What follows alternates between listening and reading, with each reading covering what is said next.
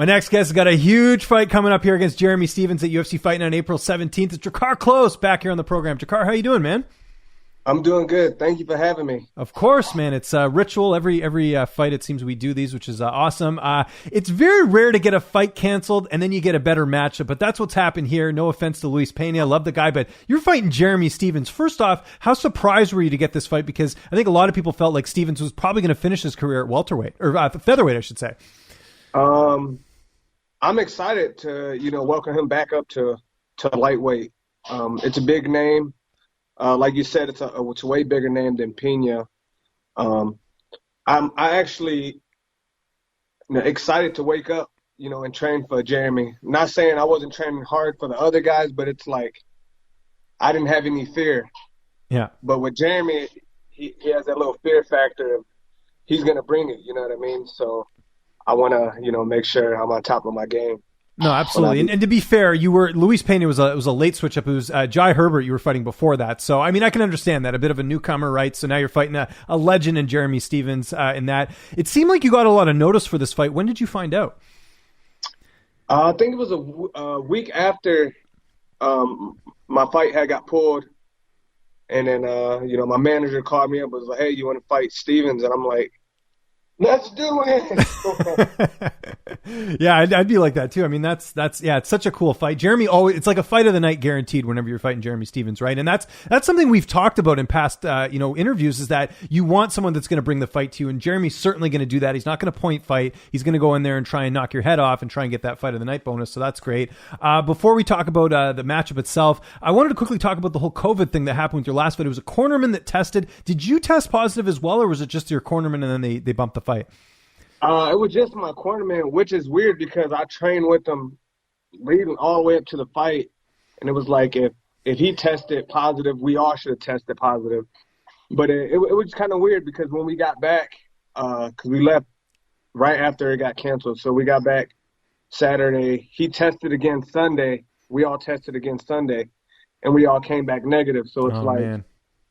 It just kind of sucks, but hey, look at it. It's a bigger fight now. So yeah, no, exactly. Yeah, I just wanted to make sure. Good thing you didn't get the COVID, right? Because I know obviously everyone's trying to avoid I got it back in like June, but I couldn't even tell. Like it was nothing.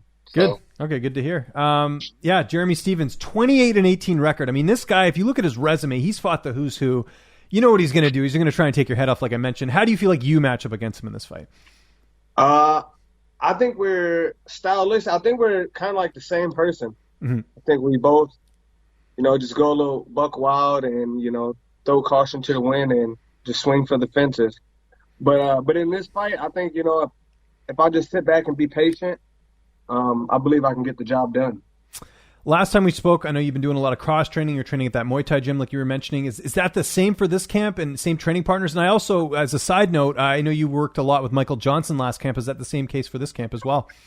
Yeah, I've been working a lot with pretty much the same group of guys, minus Michael Johnson. I think he just had a little surgery, so he's just trying to recover from that. But once he gets back, he'll be back in the gym and trying to help everyone get ready. So. Okay, that's good. And who are some of the bodies you get to work with? Because I know you really like to sort of customize things for your camp in terms of who you work with. Nick Chastain, I've been working with Taquinho and all those dudes jiu-jitsu wise.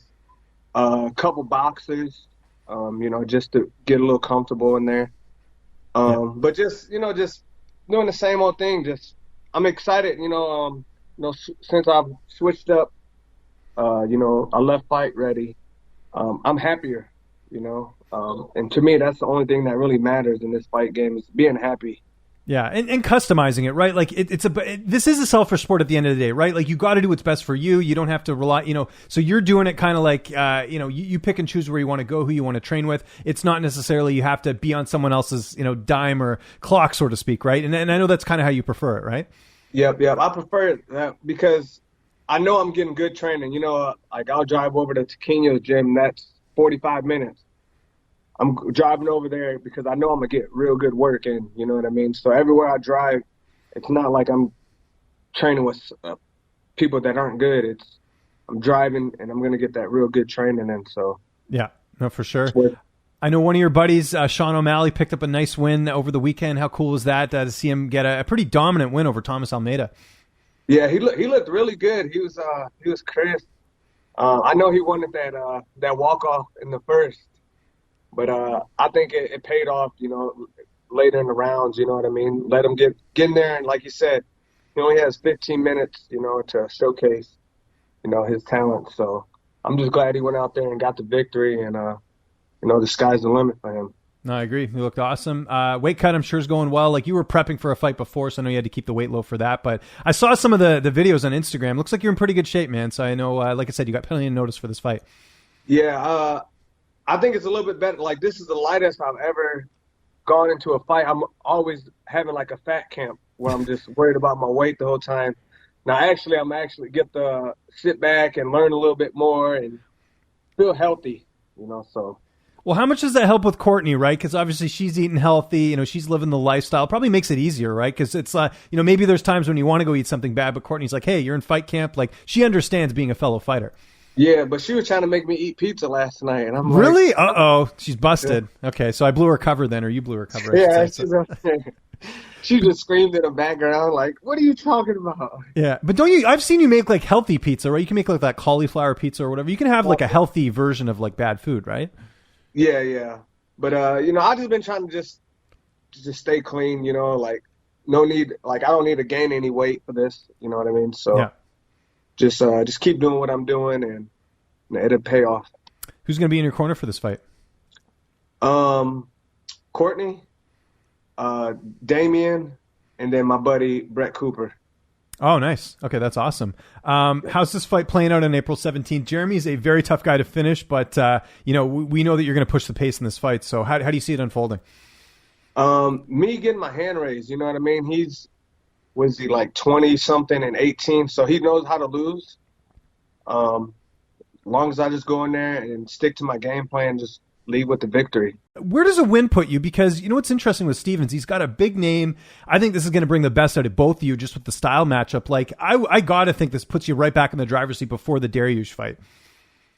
I don't know. It's hard to tell, man, because when you're in that top 15, like, you're pretty much grandfathered in, and it's always the same guys. Yeah.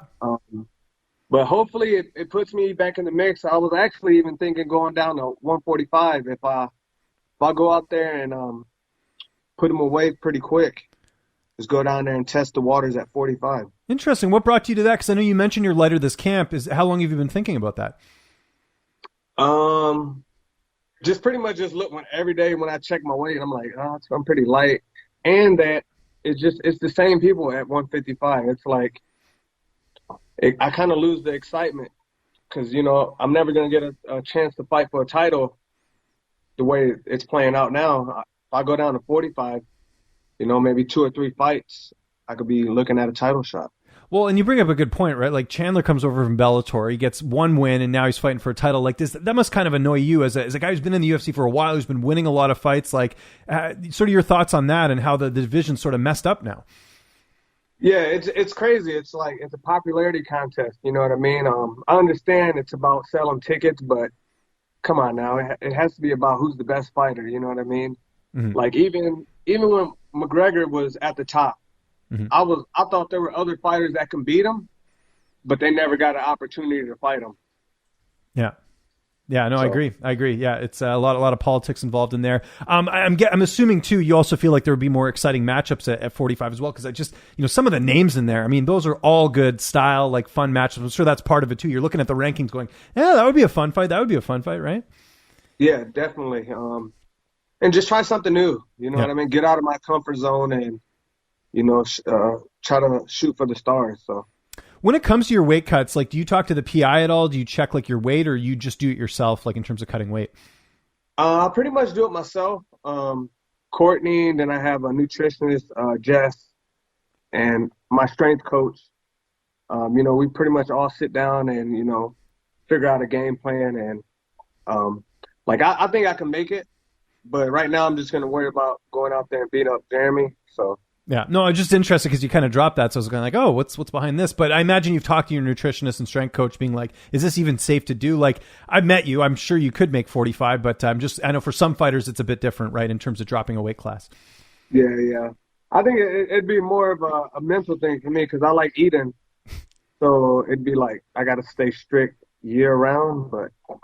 It's tough though, man. I've seen some of your IG stories, man. You eat some good food up there in Arizona. I that's one of the things I love about Arizona. They got really good food everywhere, so that's great. Drakkar, thanks so much for doing this, man. Always appreciate it. Just remind people where they can get a hold of you on social media, and if you got any sponsors or shout outs, I'll give you the last word. You can find me on all the platforms, all social media platforms at Drakkar Klose. Shout out to RX Water, 8 Man Strong, Active Health Scottsdale, Zebra Mats, and you.